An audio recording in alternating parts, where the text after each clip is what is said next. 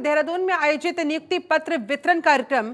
चयनित अभ्यर्थियों को मुख्यमंत्री पुष्कर सिंह धामी ने खुद नियुक्ति पत्र वितरित किए।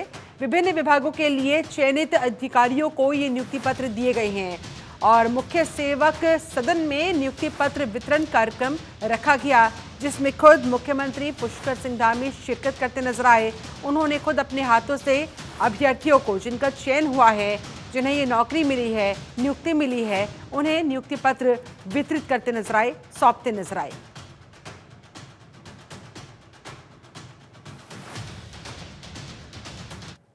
जीवन का बहुत ही महत्वपूर्ण पड़ाव है, बल्कि ये हमारे राज्य के उज्जवल भविष्य के लिए भी, उसकी नींव निर्धारण के लिए भी अत्यंत महत्वपूर्ण है। मुझे पूरा विश्वास है कि ये 19 विभागों में 289 से अधिक अधिकारियों की जो नियुक्ति है, इससे निश्चित रूप से आदरणीय प्रेमचंद जी कह रहे थे कि इनका विभाग मजबूत होने वाला है। इनके विभाग के साथ साथ सारे विभाग हम सबके सारे विभाग सशक्त होने वाले हैं, सभी मजबूत होने वाले हैं और इससे हमारे शासन को और इस व्यवस्था को एक नई गति मिलेगी, एक नई प्रगति मिलेगी और एक नई दिशा मिलेगी। मेरा हमेशा से मानना है कि युवाओं के लिए रोजगार के अवसर तैयार करना, ये राष्ट्र निर्माण की जो प्रक्रिया है, उसका एक बहुत ही अहम हिस्सा है। वहीं मुख्यमंत्री पुष्कर सिंह धामी ने उत्तराखंड में धर्मांतरण, अतिक्रमण, भूमि जिहाद और थोक जिहाद के खिलाफ सख्त कार्रवाई की बात कही है। सीएम धामी ने कहा, शुद्ध और मिलावट रहित खाना हर किसी को मिलना चाहिए, ये सबका अधिकार है। जिस तरह से खाने को दूषित करने का वीडियो सामने आया, ये प्रयास सामने आया, ये घृणित बताया उन्होंने, इससे लोगों में गलत संदेश जाता है। हमने इसके मद्देनजर एक बैठक भी बुलाई है। इस मामले को लेकर हमारे अधिकारी ऐसी घटनाओं को रोकने के लिए, ऐसी घटनाओं के खिलाफ क्या कुछ कड़ी कार्रवाई की जा सकती है, इसको लेकर फिलहाल देख रहे हैं कि क्या एक्शन लिया जाना चाहिए।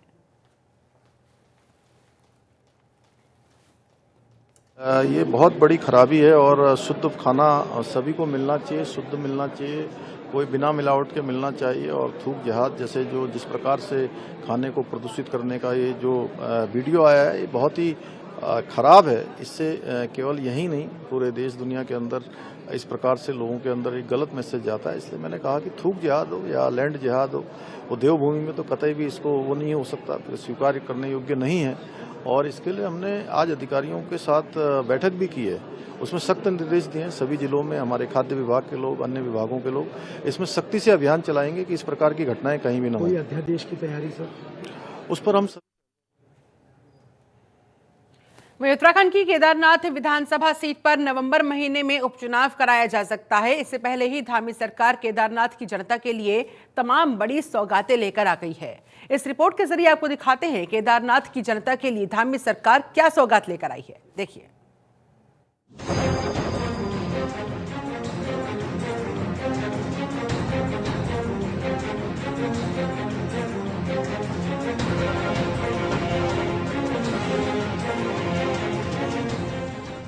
केदार घाटी को सीएम धामी की सौगात,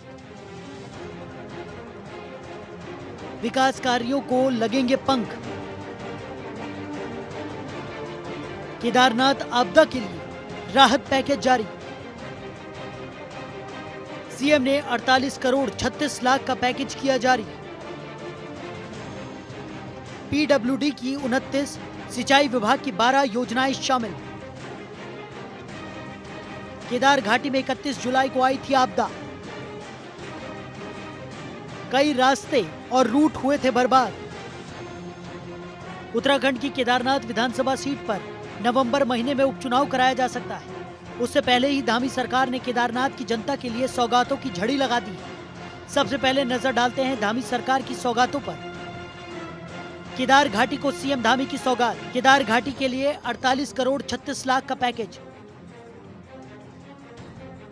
पूरी तरह खराब सड़कों का फिर से होगा निर्माण। सुधारीकरण और डामरीकरण के लिए 4 करोड़ 71 लाख। लोक निर्माण विभाग की 29 कार्य योजनाओं को स्वीकृति। सिंचाई विभाग की 12 कार्य योजनाओं को स्वीकृति। आपको बता दें, सीएम धामी ने केदार घाटी में 31 जुलाई को हुई भारी बारिश के चलते केदारनाथ धाम पैदल यात्रा मार्ग, सड़क मार्ग और अन्य स्थानों पर हुई क्षति को ठीक करने और पुनर्स्थापना कार्यों के लिए ये धनराशि जारी की। 31 जुलाई को केदार घाटी में हुई भारी बारिश के बाद से मुख्यमंत्री पुष्कर सिंह धामी लगातार मौजूदा स्थिति की अपडेट ले रहे हैं। जिन इलाकों में लोगों का ज्यादा नुकसान हुआ है उस पर सीएम सरकार की पूरी नजर बनी हुई और क्षतिग्रस्त इलाकों को दुरुस्त करने में धामी सरकार पूरी तरह से मुस्तैद दिख रही है। खुद सीएम धामी कई बार कह चुके हैं कि जल्द से जल्द नुकसान वाले क्षेत्रों में काम किया जाएगा और अब इस डायरेक्शन में धामी सरकार ने जमीनी स्तर पर काम भी शुरू कर दिया है। साथ ही आपको ये भी बता दें कि गढ़वाल कमिश्नर समेत आपदा सचिव को भी मॉनिटरिंग की जिम्मेदारी दी गई है। जिलाधिकारी सौरभ गहरवार के नेतृत्व में लोक निर्माण विभाग और सिंचाई विभाग विपरीत परिस्थितियों के बीच लगातार आपदा सुरक्षा और पुनर्स्थापना कार्य कर रहे हैं। केदार घाटी में 31 जुलाई को हुई अतिवृष्टि के चलते केदारनाथ की सड़कें और पैदल मार्ग कई जगहों पर क्षतिग्रस्त हो गए हैं। पैदल यात्रा मार्ग की बात करें तो 29 जगह ऐसी है जो पूरी तरह से क्षतिग्रस्त हुई हैं। वहीं सड़क मार्ग वॉश आउट हो गए हैं। मंदाकिनी और सोन नदी के वेग से कई स्थानों पर सुरक्षा दीवारों को भी भारी नुकसान पहुंचा था। जिला स्तर से तमाम स्थानों पर सुरक्षा कार्यों और पुनर्स्थापना कार्यों के लिए 41 प्रस्ताव भेजे गए थे, जिनको मंजूरी मिलने के बाद कुछ जगहों पर काम शुरू हो गया है तो कुछ जगहों पर काम शुरू करने की तैयारी की जा रही है। अगर राजनीतिक दृष्टि से धामी सरकार के इन कामों को देखें तो जानकारों का कहना है कि केदारनाथ में जल्द ही उपचुनाव होने वाले हैं। बीजेपी ने अपनी रणनीति तैयार कर ली है जो अब जमीनी स्तर पर दिखाई भी दे रही है। खासकर बद्रीनाथ और मंगलौर उपचुनाव में मिली हार के बाद केदारनाथ उपचुनाव को लेकर बीजेपी अलर्ट मोड पर है। ठंड और बर्फबारी के बाद घाटी के हालात अभी दुरुस्त नहीं है। ऐसे में निर्वाचन आयोग नवंबर या दिसंबर में मतदान की तारीख तय कर सकता है। इससे पहले धामी सरकार अपनी पूरी ताकत झोंकने में जुट गई है। ब्यूरो रिपोर्ट, जनतंत्र टीवी।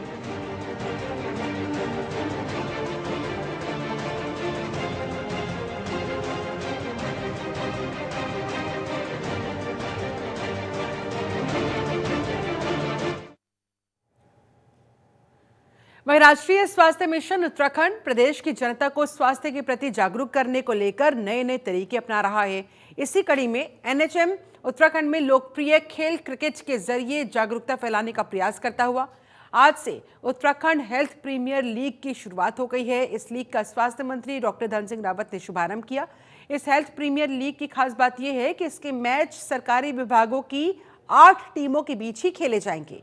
ये हेल्थ प्रीमियर लीग 14 अक्टूबर से 20 अक्टूबर तक चलने वाला है। महाराणा प्रताप स्पोर्ट्स कॉलेज में ये कार्यक्रम पूरा का पूरा जितने भी क्रिकेट मैचेस यहाँ पर खेले जाएंगे यहीं पर आयोजित किए जाएंगे। स्वास्थ्य मंत्री डॉक्टर धन सिंह रावत के मुताबिक पहली बार स्वास्थ्य विभाग ने हेल्थ प्रीमियर लीग का आयोजन किया है। इसमें सरकारी विभागों की 8 टीमें हिस्सा ले रही है। टीमों को जो थीम दी गई, ये सभी टीमें उसकी ब्रांड एम्बेसडर होंगी, इसका प्रचार करेंगी। साथ ही कहा कि स्वस्थ उत्तराखंड के लिए हम सबको स्वस्थ रहना बहुत जरूरी है।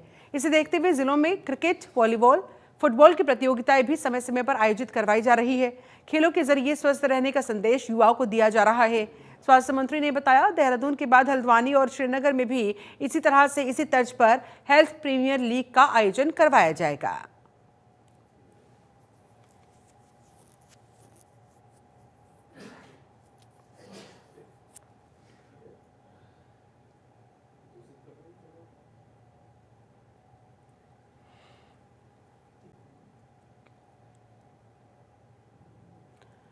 और 8 विभागों की टीमों के लिए बाकायदा थीमें तैयार की गई है। ये ग्राफिक्स के माध्यम से आपको बता भी रहे हैं। सीएमओ देहरादून की टीम के लिए बाल स्वास्थ्य की टीम डिसाइड की गई।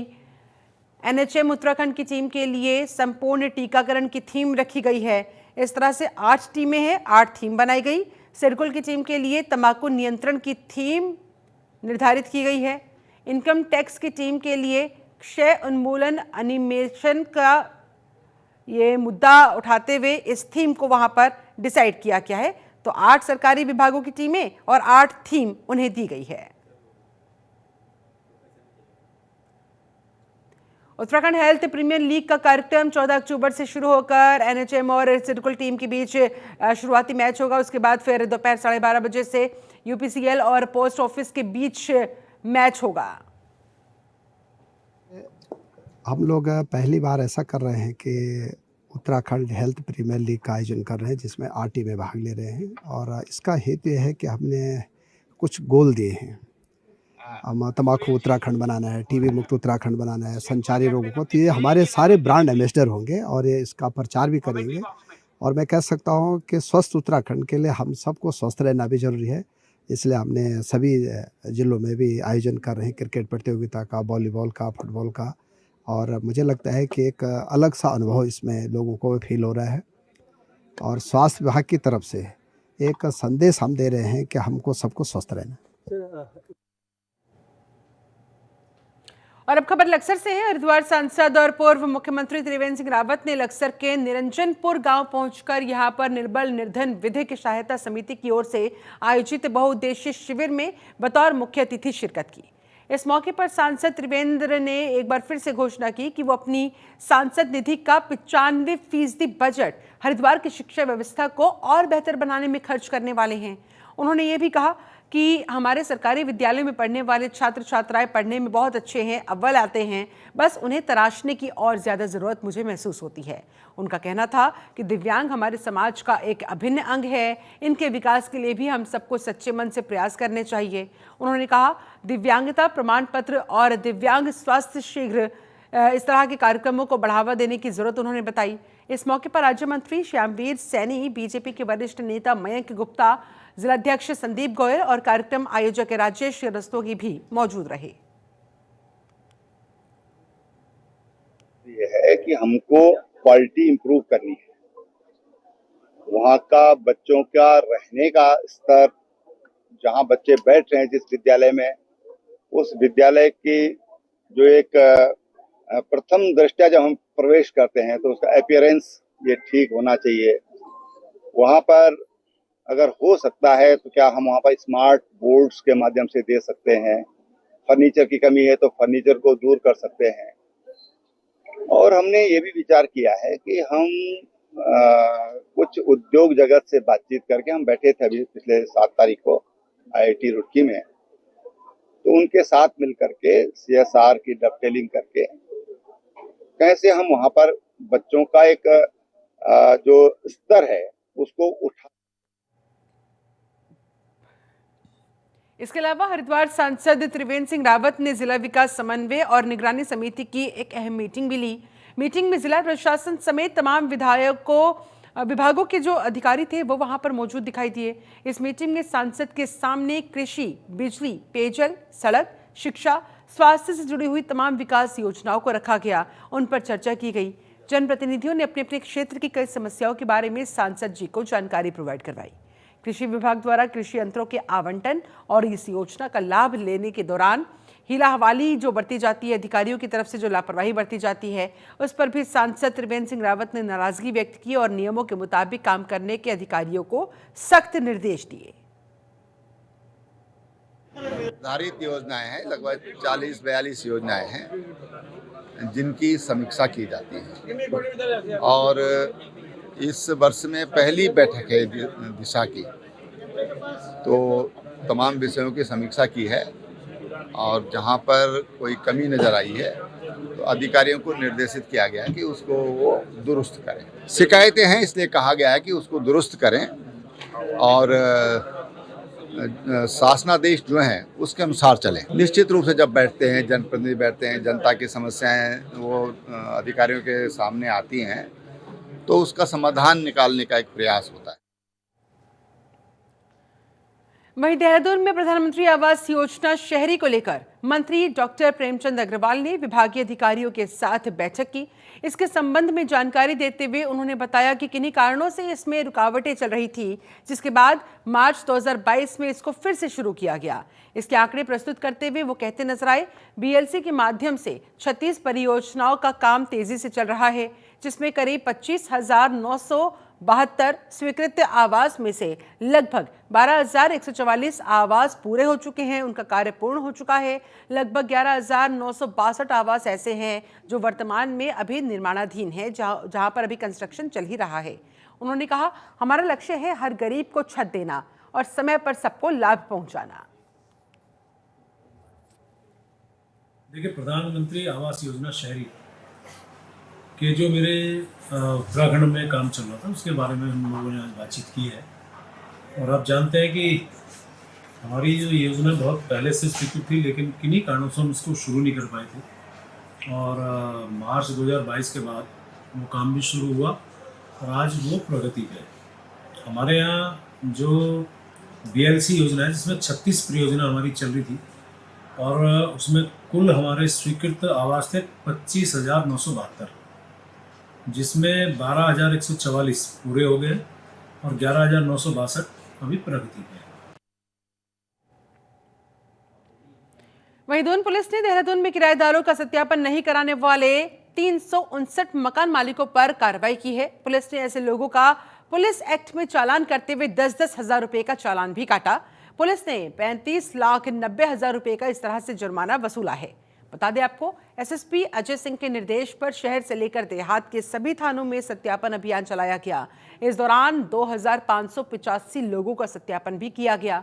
किराएदार और घरेलू नौकरों का सत्यापन न कराने वाले 359 मकान मालिकों के खिलाफ एक्शन लिया गया है। उनके ऊपर 35,90,000 रुपए का जुर्माना लगाया गया है। विभिन्न थाना क्षेत्रों में घूम रहे 76 संदिग्धों को थाने लाकर पूछताछ की गई। सत्यापन की प्रक्रिया की गई, जिसमें 40 लोग पहचान पत्र अपने दिखा ही नहीं पाए। इसके बाद पुलिस एक्ट के तहत इनके चालान काटे गए। SSP ने बताया ये अभियान आगे भी जारी रहने वाला है।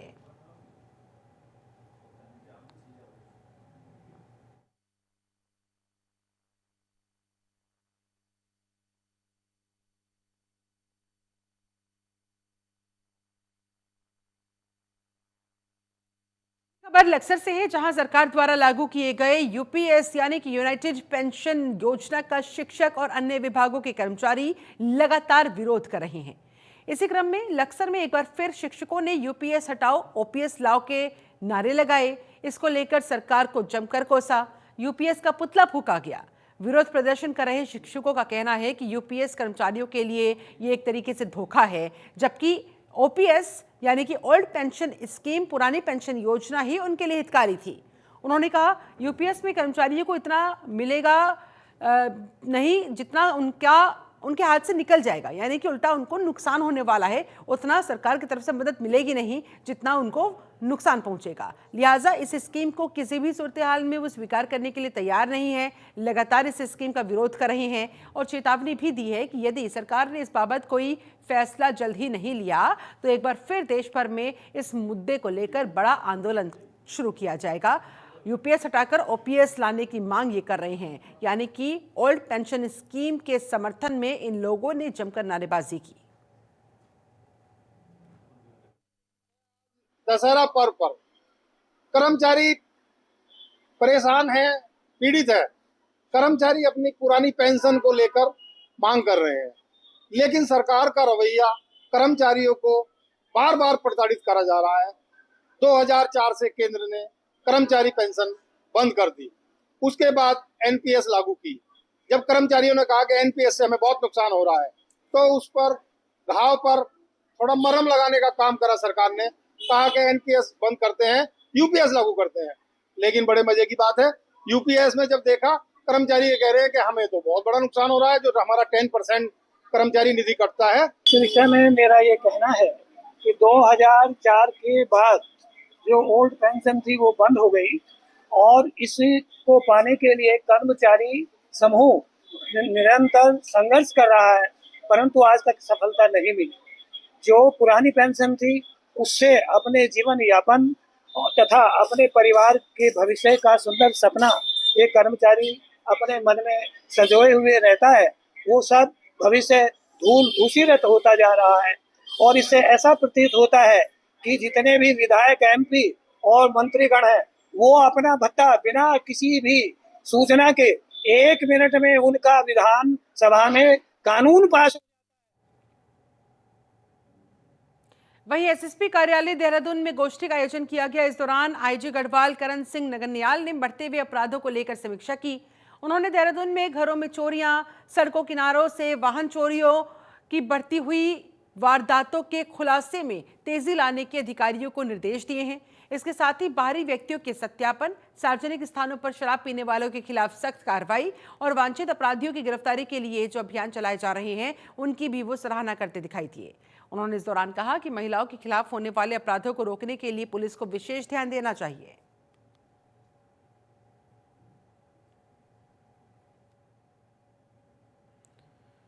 वहीं लालकुआ पुलिस ने नकली नोटों का गिरोह चलाने वालों का पर्दाफाश किया है। बीते दिनों लालकुए में शिवम वर्मा नाम के एक व्यक्ति को पुलिस ने नकली नोटों के साथ गिरफ्तार किया था। इस मामले की जांच की गई तो एक के बाद एक परतें खुलती चली गई, जिसके बाद पुलिस ने नकली नोट चलाने वाले 6 और लोगों को पकड़ा है। उनके पास से कुल 2,98,000 रुपए के 500 के नकली नोट बरामद किए गए। पूछताछ में आरोपियों ने बताया कि वो मालदा पश्चिम बंगाल के इलाके से नकली नोट लाया करते थे। इसके बाद गिरोह द्वारा उत्तराखंड, उत्तर प्रदेश समेत अन्य राज्यों में ये नोट चलाए जाते थे, खपाए जाते थे। फिलहाल पुलिस इस पूरे मामले की जांच पड़ताल में जुटी हुई है। 9 अक्टूबर को लालकुआ क्षेत्र में एक अभियुक्त को गिरफ्तार किया था, जिसके कब्जे से 9,000 रुपए के नकली नोट बरामद हुए थे। उसके बाद इस मामले के गिरोह से जुड़े हुए अन्य लोगों की जानकारी पता करने के लिए और बाकी जो इस गिरोह में जुड़े हुए लोग हैं उनकी गिरफ्तारी के लिए एसपीसीटी, सीओसीटी, थाना लालकुआ और एसओजी की टीम गठित की और इन टीमों ने अलग अलग जगह दबिशें दी और अलग अलग लोगों से पूछताछ की। इस सारे प्रकरण में शिवम वर्मा को मिला के हमने अन्य 6 लोगों को भी गिरफ्तार किया है और इन सब अभियुक्तों के कब्जे से अब तक हमने 3,07,000 रुपए जो है वो। वहीं अल्मोड़ा का काश्तकार सुंदर सिंह सब्जी उत्पादन से लखपति बन गया। दरअसल सुंदर सिंह, जो कि शुरुआत में दिल्ली में एक प्राइवेट जॉब किया करता था, उसके बाद उसने अपने गांव लौटकर मुख्यमंत्री योजना से लाभ लेकर अपनी आजीविका को कृषि क्षेत्र चुना और सब्जी उत्पादन का काम शुरू किया। सुंदर सिंह ने 1 से 2 साल के अंदर अंदर ही सब्जी उत्पादन को अपनी आय का प्रमुख जरिया बना लिया और इस योजना के अंतर्गत विभाग की सहायता से 80% सब्सिडी पर पॉली हाउस स्थापित करके बेमौसमी सब्जियों का उत्पादन करना इसने शुरू किया।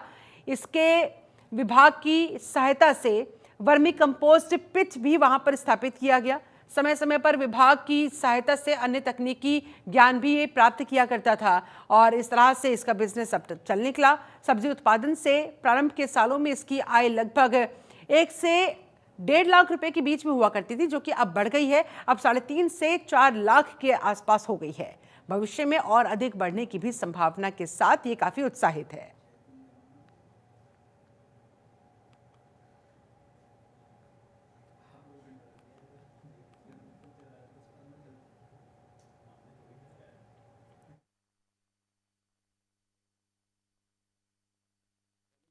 करता था। इसके बाद मैंने उद्यान विभाग के थ्रू जानकारी ली यहाँ बेमौसमी सब्जी उगाने के लिए, तो मैं जॉब छोड़ करके यहाँ आया 2 साल से। शुरू में मेरी आमदनी 1 से 1.5 लाख रुपए थी, अब जो बढ़ कर के 3.5 से करीब 4 लाख के आसपास है वार्षिक। इसमें मैंने उद्यान विभाग के थ्रू पॉली हाउस और पॉली टैंक, हिलनेट्स और बीज वगैरह दिए, जिनसे मेरा उत्पादन काफ़ी अच्छा हुआ। उत्तराखंड की अहम खबरों में फिलहाल बस इतना ही। बने रहे जनतंत्र टीवी के साथ।